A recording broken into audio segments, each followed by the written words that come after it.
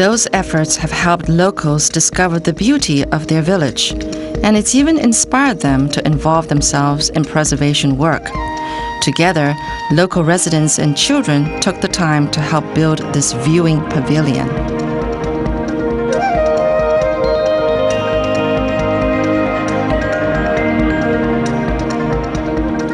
The hardships of farming and fishing and few job opportunities have caused many young people to leave the village for bigger cities. Young couples are often left with no choice but leaving school children with grandparents. Most of the people here today are the elderly and their young grandchildren. Because of our socioeconomic conditions, the community of Chenglong fits the definition of a priority area. Around 41% of the population lives in families with a foreign spouse or with only one parent, or where children are brought up by their grandparents. That number is quite high, so the population outflow here is typical of a rural village. Young, able-bodied people leave to find work. We're left with the older generation of grandparents. The children here may end up facing cultural and educational differences from children in urban areas. Local children have had a helping hand from the Kuanshu Foundation, which has committed itself to after-school tutoring and events for students of Chenglong Elementary. The foundation came and explained the wetlands to us. I have children in school right now, and they have summer camps every year. I always make sure my kids go. After school, students become explorers. Foundation workers take them on trips into nature to learn about it up close. And they also learn about their village. After these excursions, children share what they've learned with everyone else to promote appreciation of the village's environment.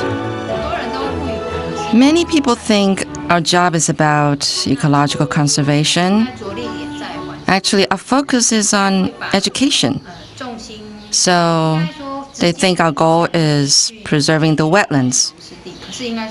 But in reality, we're educating people about wetlands so that they can view them in a new light.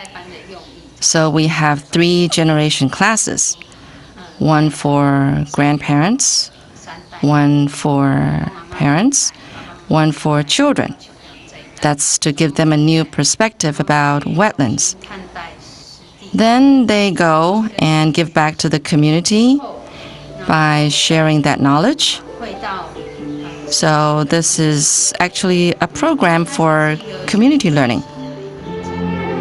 As the environment improved, many birds start migrating to Chenglong come wintertime. There are so many of them now that it can only be described as a festive atmosphere. And every family of birds acts like it owns the wetlands. Northern pintails, northern shovelers, and Eurasian widgeons of the duck family hoard one big area where they happily go about their days. The ducks and geese continue waddling about nonchalantly, even when they discover humans hovering over them with cameras. You can often see them swaggering their tails as they slowly swim away. It seems the Chenglong Wetlands have become a premier venue for avian partygoers.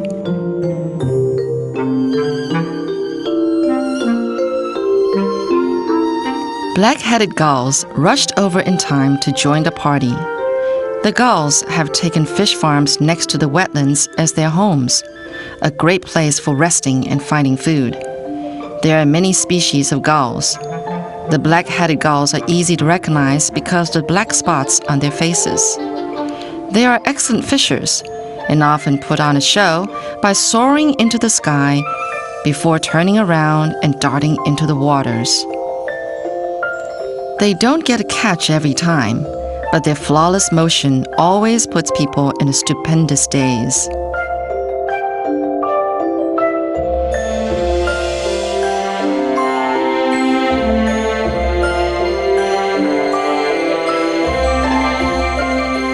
Workers from the Kuanshu Educational Foundation also take children to decorate birdhouses next to the wetlands after class, bringing a different kind of life to the marshes. That's a black-faced spoonbill. No, I don't know that one. What's this bird? What's that bird in your hand? A gosling?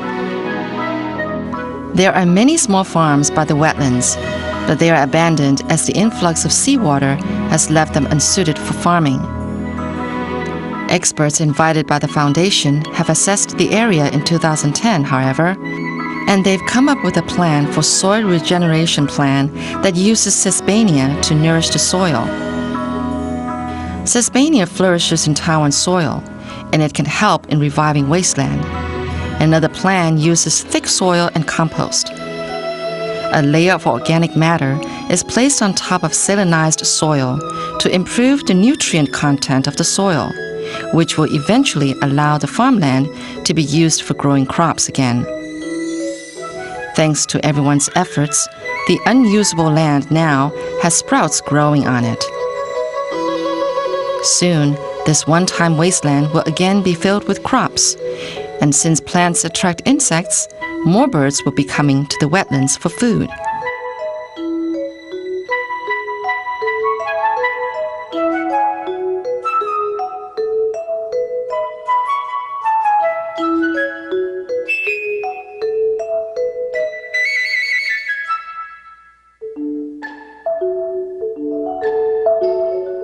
Another bird here is the black-winged stilt.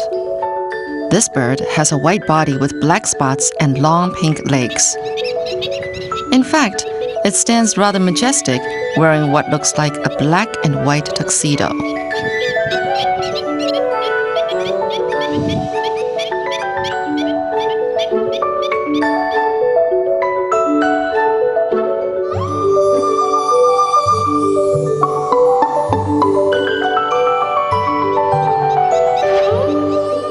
Once spring passes, ducks and geese start flying north to breed. The gentlemen-like black-winged stilts, however, stay here in the Chenglong Wetlands to hunt for food in pairs and reproduce.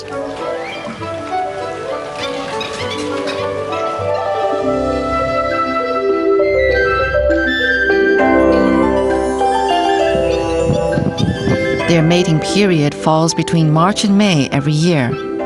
During that time, male birds perform their courtship rituals, dancing around females.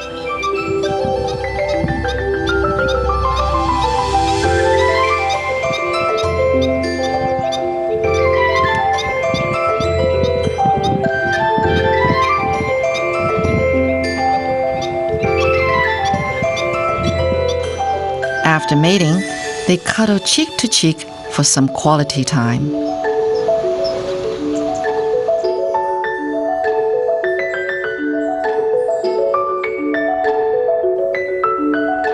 Black-winged stilts typically live in groups. This means that when mating season comes, males must compete with one another, sometimes even fighting for mates.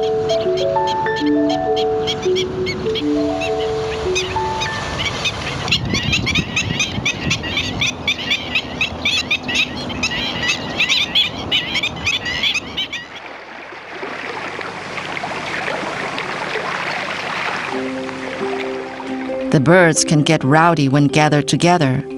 But on land, people busy themselves working quietly on beautiful works of art.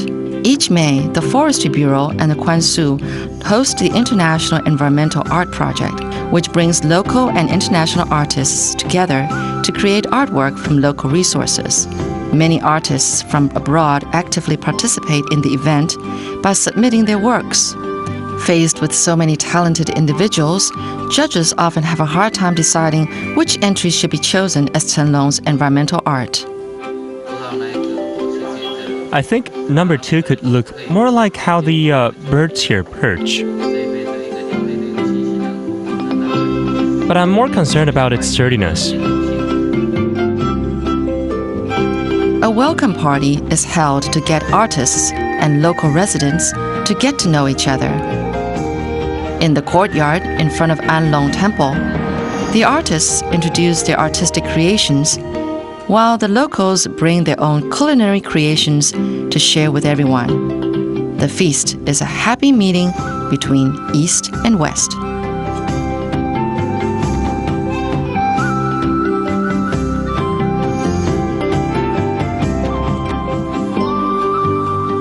Since they have to use local materials and techniques, some artists may run into difficulties in their projects. To help out, the foundation brings in local experts to show how things are done.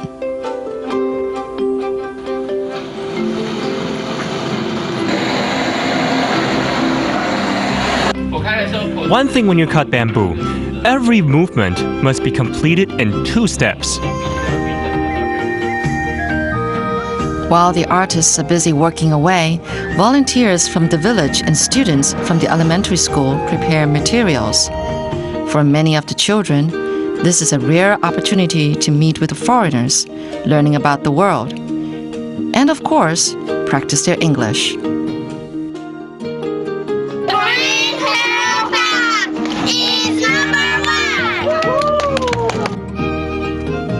This artist from Chile also teaches the children some Spanish. This is a brand new cultural experience for them. Gracias. Gracias. Gracias.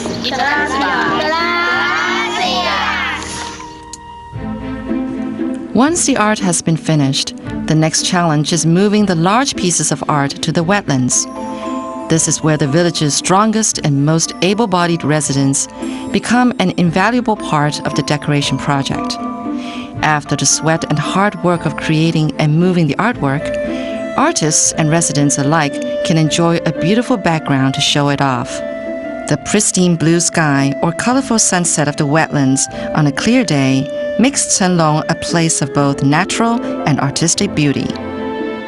Even as the sun shines down on summer days, the black-winged stilts gather around the art. Here they begin to build nests. The birds become very territorial during their breeding season. Any bird or human caught trespassing is likely to meet with a warning in the form of a loud squeal and angry charge. The incubation period lasts about 2 weeks, during which the male and female birds take turn warming eggs. On hot days, eggs can easily burst due to the intense heat if the bird leaves its nest, making this a very difficult job for both parents. A newborn black-winged stilt is like a ball of dirty fur. Its body too big and wings too small, the baby bird walks clumsily. It can easily fall head first, leaving its legs and wings up in the air. Because of the inborn curiosity, baby birds follow their mother when she hunts. Parents protect their babies by taking them under a wing whenever danger appears. After just a few weeks, you can see the bird's characteristic long legs, even though its feathers have not grown out yet. It's always endearing to see parent and child on a stroll.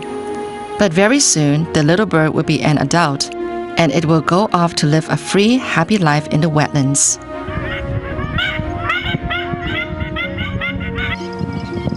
After years of hard work, the villagers have come to understand the work needed to preserve the wetland ecology. Each winter brings more species to Chenglong, thanks to the abundance of fish and crabs. As of 2012, the wetlands were home to over 1,000 different birds.